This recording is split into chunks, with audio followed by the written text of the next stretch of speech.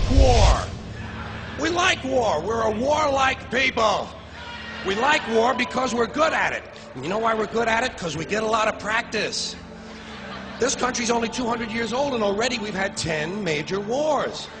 We average a major war every 20 years in this country, so we're good at it.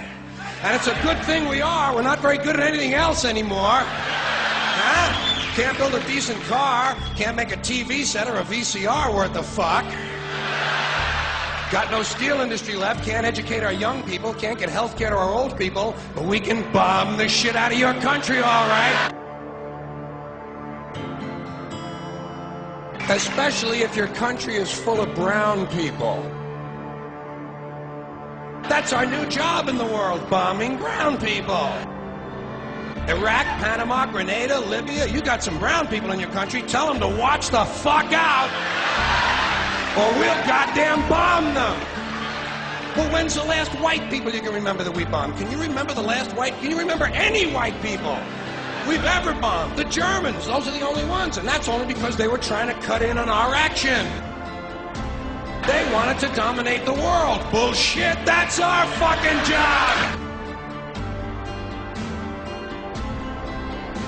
And you probably noticed I don't feel about that war the way we were told we were supposed to feel about that war, the way we were ordered and instructed by the United States government to feel about that war.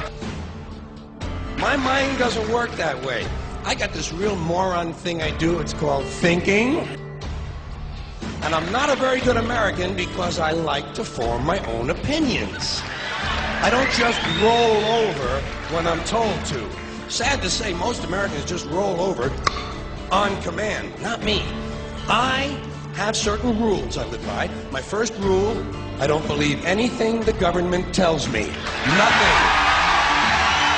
Zero. Nope.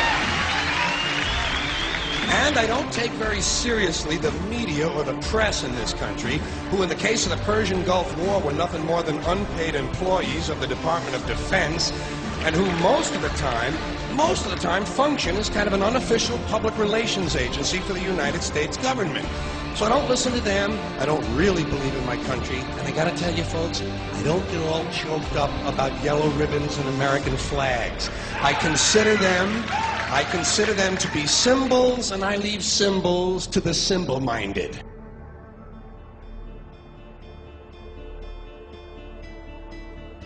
I'm talking about the fact that a war is rich old men protecting their property by sending middle-class and lower-class young men off to die. Forget these foolish elections. The owners of this country don't care about the poor in general. Owners of this country, what are we going... But is this Karl Marx talking to me? The owners of this country are the voters of this country. You're wrong about that, my friend. Aren't the owners of this country the voters in this country who elected George Bush? No, they're not. Listen, for politics, these elections are a charade. It is a charade. Oh, okay. It is, they are meant to... Well, I'll tell you, just listen for a minute. Learn a little something. The elections and politicians are in place in order to give Americans the illusion that they have freedom of choice. You don't really have choice in this country. All of the things that are important, reduced in choice. Newspapers in a city, how many? Used to be 3, 4, now it's 1 or 2 that are owned by the same people, and they also own a radio station.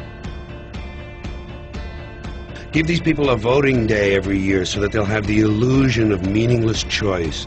Meaningless choice that we go like slaves and say, "Oh, I voted."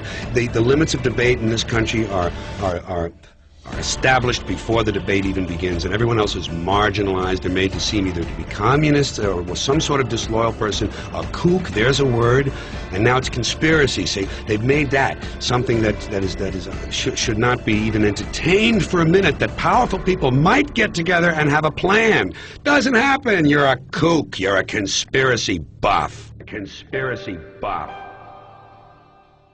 Not as a result of a conspiracy, but because... You don't need a formal conspiracy. Right. When interests converge, these people went to the same universities and fraternities, they're on the same boards of directors, they're on the same country clubs, they have like interests, they don't need to call a meeting, they know what's good for them, and they're getting it. And there used to be 7 oil companies, there are now 3, it will soon be 2. The things that matter in this country have been reduced in choice. There are 2 political parties, there are a handful of insurance companies, there are about 6 or 7 information things. But if you want a bagel, there are 23 flavors because you have the illusion.